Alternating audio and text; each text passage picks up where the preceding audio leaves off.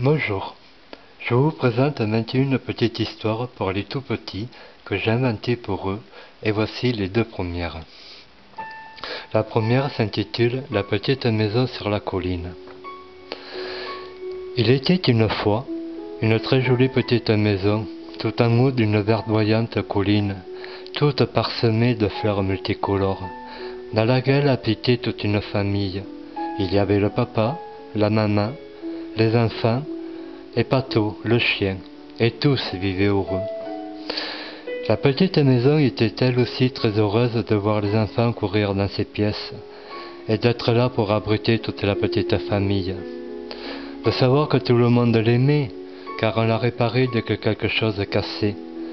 On la repeignait pour qu'elle garde sa belle couleur. La maman la nettoyait pour ne pas que la poussière ne la fasse éternuer. Et on ramenait sa cheminée, ce qui la chatouillait jusqu'à chacune de ses belles tuiles toutes rouges.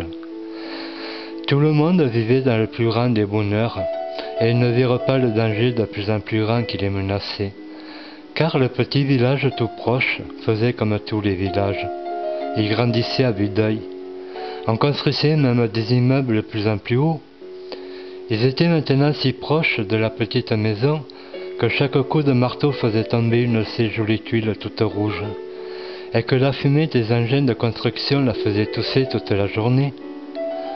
Puis un matin, lorsque la petite maison se réveilla, elle eut très peur, car elle était entourée de tous ces immeubles qui la regardaient d'un air hautain.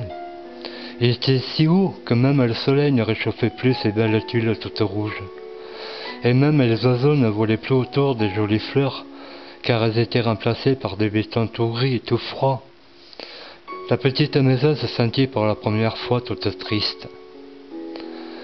Le lendemain matin, un camion vint devant la petite maison, et on y mit tous les meubles. Et la petite maison vit partir le papa, la maman, les enfants et Pato le chien, dans leur voiture. Et un monsieur qu'elle ne connaissait pas mit à un de ses volets une pancarte où il était inscrit « À vendre ». La petite maison se mit à pleurer, et se sentit bien seule, et les jours passèrent ainsi.